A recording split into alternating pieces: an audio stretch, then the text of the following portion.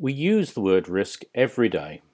We read it in newspapers, we hear it on news broadcasts. There are many standards written about risk and how we should manage different forms of risk. Regulations and statutes require organisations to manage risk effectively, and yet often the word risk is not defined.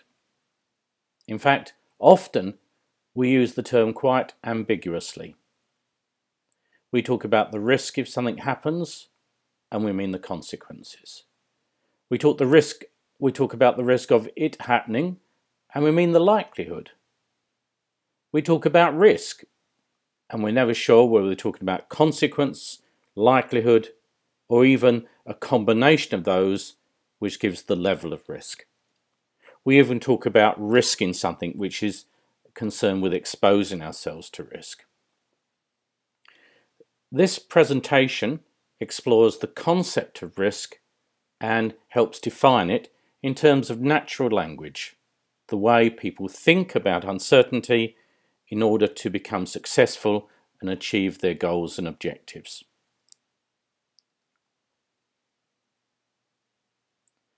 As part of my job, I spend a lot of my time flying between cities in Australia or from my home in Melbourne to some place overseas. In this case, my destination, as you can see, is Geneva.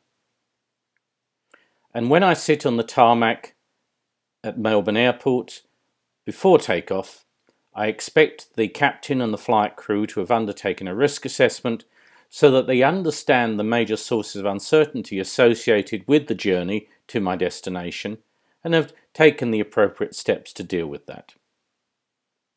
All airlines have three basic objectives. The first is to ensure that their passengers and their crew arrive at the destination safely. Secondly, it's to convey their passengers to the destination at the time they say they will arrive. And thirdly, it's to make a profit. Sometimes those objectives are not all achieved. Sometimes the second or even the third objective are compromised, but never the first. We will always arrive at our destination safely, even if it means we arrive late or the plane has had to burn a lot more fuel to get there, and therefore the profit margin for the company has been reduced. But the risk management has not ended once the plane has taken off, because as we know, on the journey to the destination, the flight crew will encounter a range of other sources of uncertainty. They will find turbulence that they never anticipated and therefore have to change direction or altitude. They'll encounter bad weather, which again will require some changes to their flight plan.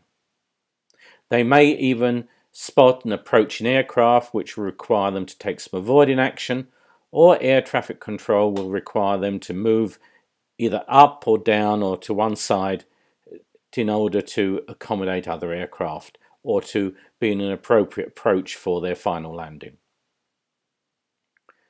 So, although they intend to fly a certain flight path when they leave the airport, they will have to manage the sources of uncertainty as they occur throughout the flight. Sometimes this will mean that they take an entirely different route to their destination to that they originally intended. You see here on the slide some other things that the crew obviously rely upon to enable them to achieve those three objectives. There are obviously the instruments and information that are presented in the cabin. You'll see there the sort of displays that they see, for example, from radar. There'll be external systems in terms of beacons and radios that guide them along the way, and air traffic control will talk to them continually to guide them and advise them on the most appropriate route to the destination.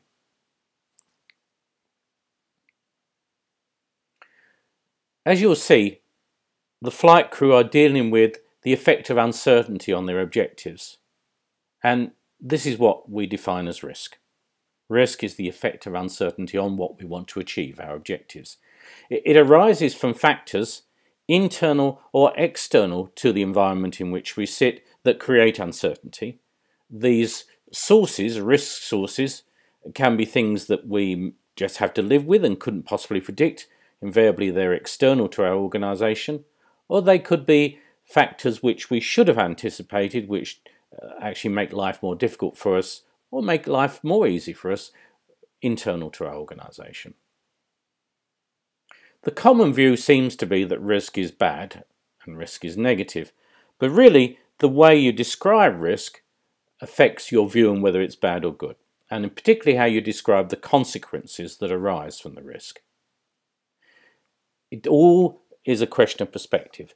Do we view the potential consequences as advantageous and so they help us to achieve our objectives, or not? For example, if I live in a house that's in the path of an approaching storm, my only views are in terms of are coloured by the potential consequences on my life and the lives of my children, my livelihood, and my quality of living. On the other hand, if I'm the managing director of an engineering company who specialises in storm repair work, then my view on approaching storm is somewhat different. I see this as an opportunity to boost my revenue for the year and achieve my financial objectives. One of the major risk sources within risk management is that we use the same word to both describe the effect or uncertainty of what we want to achieve and also to give illustrations of that. In other words, we use the word risk and risks almost interchangeably, and this can be quite confusing. Risks, that is the plural risks, are simply statements. They're examples of things that might happen. They're merely scenarios that we conjure up or pluck out of the air to describe what could happen and what it could lead to in terms of the effect on our objectives. They can be events, but often they are existing situations and circumstances that give rise to uncertainty in what we want to achieve. The other term we often use in risk management are controls. And these are the things which we already have in place that are actively modifying risk. You can think of these as being enablers for our objectives.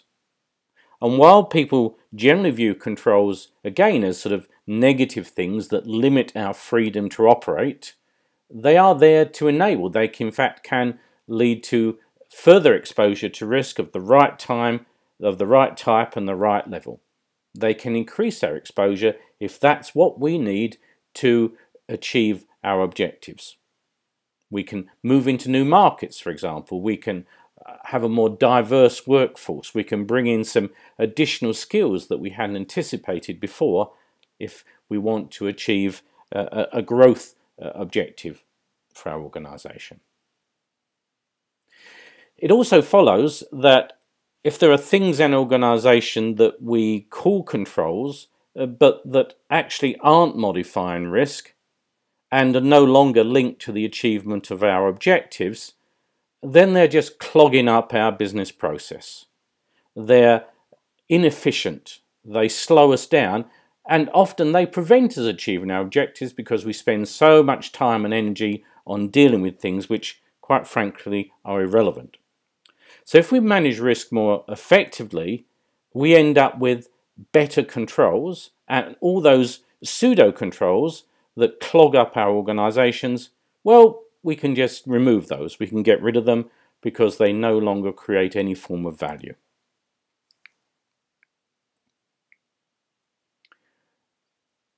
Managing risk is an entirely natural process. Humans do it continually. We may not do it very effectively or efficiently, but we are still doing it. And the purpose of the risk management process is to help us challenge some of our normal human problems. For example, that we believe that something will always happen the way we say it will, that the past will always be reflected in the future, that when we believe passionately in something, it's certain to be true. So the first purpose of risk management is to help us challenge those assumptions and preconceptions before we make decisions and before we act. To just stop us for a moment and say, hang on, what would happen if? Is it possible? Could somebody? Those sort of what if type questions are asked to explore what could happen and what will be the consequences for our objectives. Then if we find that things that could happen that would prevent us or delay us achieving our objectives, we can then take appropriate actions to deal with those events, situations and circumstances. We can take those appropriate actions to reduce the uncertainty that our objectives will be achieved. So we're no longer wasting time on things that don't really matter. We only focus on actions that really tackle the major sources of uncertainty for our objectives. If we understand risk and we understand those controls that are effective in modifying risk, we can therefore understand which are the most important controls for the achievement of our objectives. And of course, if they're no longer effective or not in place, then our objectives are in peril. It's highly unlikely that we're going to be successful. So therefore, if we know what those key controls are, we can monitor them. We can undertake continuous surveillance and not rely on periodic and infrequent reviews and audits to pick up the fact that they failed. Now obviously we don't want many thousands of these, but a small number of key controls carefully monitored gives us advance warning of control failure and allows us to take preemptive action before consequences evolve. And the fourth purpose for managing risk is that it helps us learn. It helps us and our organisations learn from both successes and failures. After an event has occurred, after we've made a decision and decided to act, after we've executed a plan, we can sit down and understand whether we were successful or whether not, and the causes in both cases. And we can then draw inspiration from those causes in terms of the controls. Did the existing controls modify the risk? Were they effective? If not, how should they be changed across the organisation to ensure success in the future? So you see, we already manage risk naturally. We already think of these things. We may not be very structured in the way we do it, but it's already part of human nature. Every time we're faced with a decision, inevitably we're mindful of the related uncertainties.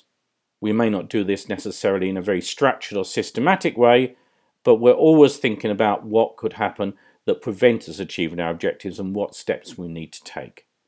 And whether we realise it or not, we judge the importance and the effect of the uncertainties in the context of our objectives. We use the scale of our objectives. And in fact, the outcomes of those objectives are the primary source for information about risk criteria, the scales that we create to judge the significance of levels of risk. And our consideration of the importance and the effect of uncertainties on our objectives also helps us frame how we might deal with the uncertainty, what steps we might take. It gives us inspiration. Following a more systematic process just ensures that this normal, natural, intuitive approach to decision making becomes more complete and more effective. And this, after all, is the reason that so many corporate governance codes around the world require effective risk management. So risk management is already integrated into our organisations. It's already part of decision making. It's a natural part of that. And if we are attempting to improve the way we manage risk, we must be careful not to de-integrate it and make it unnatural. Risk management professionals must be very careful that they don't produce something which is alien to the decision-making environment, which is no longer relevant, uses language and terms and concepts which the decision makers don't find useful. In other words, if we are enhancing the way we manage risk, this should be in situ and not in vitro. We should always work from the inside out and not the outside in. We should try and understand how people in the organisation make decisions now and improve that methodology, not replace it by something that's alien. So you will see that risk arises from a deficiency of information about the future. We really don't know what's going to happen. And in fact, we have to stand back and think about the potential things that could happen and what they could lead to and the implications from our objectives. Risk arises from the fact we do have objectives, we do have goals, we set them for ourselves and our organisations, and we need to continually make decisions which will have implications for those objectives. You will see here that risk management is therefore a dynamic, not a static process. It's triggered by the need to make a decision, and it's a form of decision support. It's not triggered by the meeting of a committee or some calendar item. It is something that's continuously operating in the most effective organisations. And the management of risk is entirely natural. It's something which we do anyway, even if we don't do it as effectively as we could. It's concerned with dealing with the fog of uncertainty we face in achieving our goals and objectives and how we steer a path through that uncertainty to become successful. Thank you very much.